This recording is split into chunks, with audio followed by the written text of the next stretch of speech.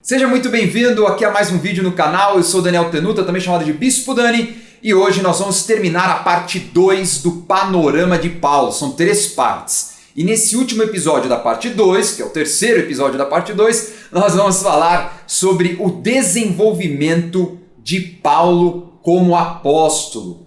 Como ele se desenvolveu até chegar na condição de um apóstolo, encarar a primeira viagem missionária, todo esse caminho que ele trilha, Damasco, Jerusalém, Tarso, Antioquia, vai aprender tudo nessa aula. Não se esqueça de se inscrever no canal, ativar a notificação, curtir o vídeo, dar um joinha e fazer o seu comentário. Fala para mim o que você está achando desse assunto e que mais nós poderíamos compartilhar com você de Paulo. Deixa aqui o teu comentário e boa aula. Então, Paulo foi chamado no caminho de Damasco, mas se converteu dentro de Damasco. Ele passa por um processo de desenvolver a sua salvação e, obviamente, o seu ministério. Todavia, Saulo se fortalecia cada vez mais e confundia os judeus que viviam em Damasco, demonstrando que Jesus é o Cristo. Então, algo que Paulo teve que enfrentar em Damasco e depois nós vamos ver ele enfrentar em Jerusalém, é essa confusão, porque os cristãos ficavam com aquela pulga atrás da orelha. Esse cara realmente se converteu? Vai que ele está fingindo para fazer um mapa de todos os cristãos convertidos para matar todo mundo. Os judeus então ficavam chocados. Espera aí, você foi enviado aqui para matar os cristãos e prendê-los e você está pregando agora Jesus Cristo? Que doideira é essa?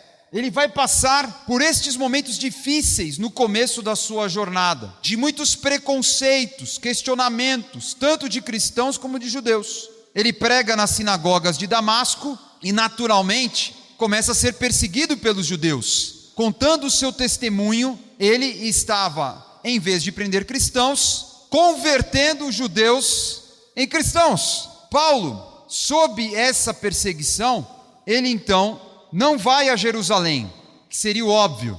Bom, eu vou para Jerusalém, vou ficar ali com os apóstolos para ter mais direção, ou outro óbvio, eu vou para um lugar bem distante, onde não tem perseguição. Não era o momento. Em vez de ir para Jerusalém ver os apóstolos, que ele tinha obviamente curiosidade, ele partiu de imediato para a Arábia, e depois voltou a Damasco. Então em Gálatas 1,17 nós temos esse detalhe, que não está em Atos, que entre Damasco e Jerusalém, que ele vai depois avistar os apóstolos, ele passa um tempo na Arábia. O que se entende é que a Arábia seria a região onde hoje é a Jordânia. Na época era chamada de Nabateia. Vocês já viram falar da cidade de Petra? Então Petra foi construída pelos nabateus. Então ele vai para essa região, não sabe quanto tempo ele ficou, mas de alguma forma ele vai ao deserto para ter algumas experiências. Os nabateus tinham forte influência grega, mesmo sendo da região ali da Arábia até o norte da Arábia. Ele fica esse tempo e volta para Damasco. Depois de 3 anos, ele sobe a Jerusalém para conhecer Pedro pessoalmente e esteve com ele 15 dias. Não vi nenhum dos outros apóstolos, a não ser Tiago, o irmão do Senhor. Tem vários Tiagos, tá? Então esse aqui não é Tiago, irmão de João, é Tiago, irmão de Jesus. Tiago, irmão de Jesus, ele se converteu após a ressurreição. Lembra que no ministério de Jesus, esse Tiago, Judas e os outros irmãos não criam em Jesus. Não conseguiam conceber que o irmão deles era o Filho de Deus. Então Paulo passa 3 anos entre Arábia e Damasco e vai para Jerusalém, onde no mínimo ele passa 15 dias com Pedro e Tiago para receber conhecimento, instrução. Já imaginou você ser ministrado pelo apóstolo Pedro? Fantástico, né? Ouvir as experiências que ele teve com Jesus e 15 dias. Paulo então é levado para Tarso. Ele sai de Jerusalém e vai para a sua cidade natal, porque ele vive de uma forma muito mais violenta do que ele viveu em Damasco.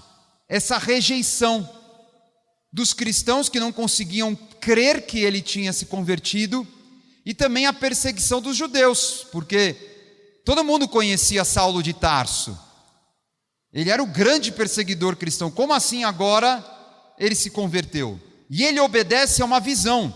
Olha o que ele fala em Atos 22:17. Quando voltei a Jerusalém, estando eu a orar no templo, caí em êxtase e vi o Senhor que me dizia: depressa, saia de Jerusalém imediatamente, pois não aceitarão seu testemunho ao meu respeito. Rejeitado, consciente disso por própria revelação, que as pessoas não criam no testemunho dele naquele momento. Até porque, qual que era o chamado de Paulo? Pregar em Jerusalém?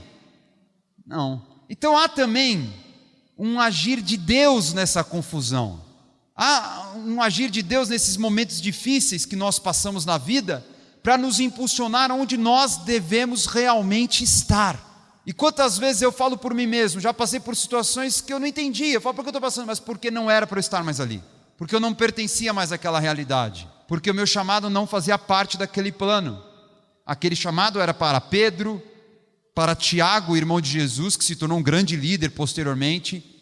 O local de Paulo era lá para cima, lá para Tarso. Vai para onde Deus quer que você esteja. Durante anos, nós vamos falar agora que anos se passaram, talvez 5, talvez 8, talvez 10, não há muita precisão nesses anos. O evangelho foi impulsionado pela perseguição. Um novo centro missionário do evangelho se levantando numa cidade muito estratégica, que é Antioquia. Está vendo lá em cima Tarso? Estão vendo Antioquia? É uma cidade da Síria.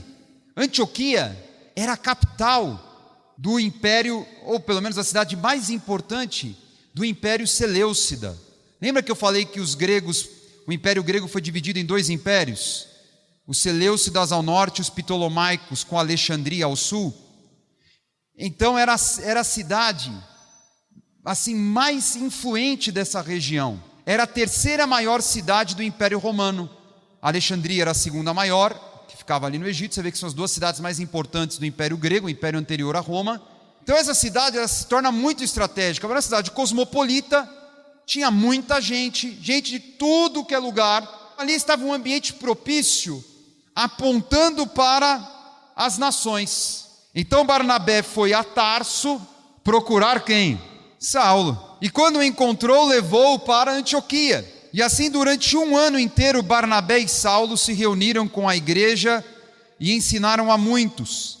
Em Antioquia os discípulos foram pela primeira vez chamados cristãos. Até então ninguém sabia direito falar, né? Era os do caminho, né? Os seguidores de Jesus, enfim. Ele vai para Antioquia, onde ele se relaciona com muitos membros da igreja, converte muitas pessoas naquele caldeirão cultural incrível. Ele tem contato com uma mistura e fala: é isso, meu chamado está nisso.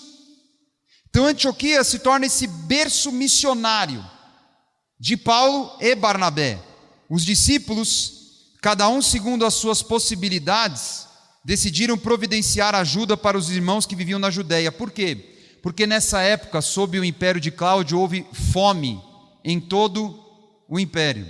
E os judeus estavam passando necessidade. E o fizeram enviando suas ofertas aos presbíteros pelas mãos de Barnabé e Saulo. Então veja, olha que interessante. A missão de Barnabé e Saulo é levar oferta para Jerusalém. Eles chegam num momento muito complicado. Tudo indica que eles estão em Jerusalém no momento em que Tiago, irmão de João, foi decapitado por Herodes, em Atos 12. Tanto é que eles terminam a missão de levar suprimento e fortalecer os irmãos em Atos 12, 25. Tendo terminado sua missão, Barnabé e Saulo voltaram de Jerusalém, levando consigo João, também chamado Marcos. Esse Marcos é o escritor do Evangelho segundo Marcos, que era sobrinho de Barnabé. E Marcos foi um discípulo de Pedro, ele tem grande influência de Pedro. Tanto que a gente fala que o Evangelho segundo Marcos, na verdade, é mais um Evangelho segundo Pedro. Concluem essa missão de supridor em Jerusalém, voltam para Antioquia, e a partir de Antioquia começa a primeira viagem missionária. Então vamos recapitular rapidinho que eu estou terminando. Uma linha do tempo, lembrando que ela não é precisa. Provavelmente Paulo se converteu no ano 31. Há outros que acreditam no ano 33, como eu já tinha dito semana passada.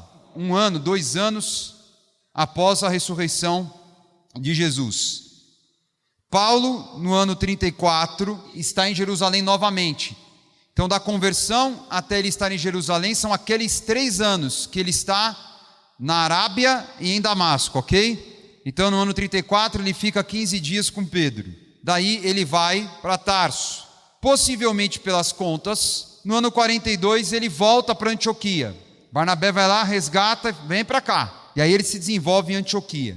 Pelas contas, ele tem aquela experiência do arrebatamento no ano 43.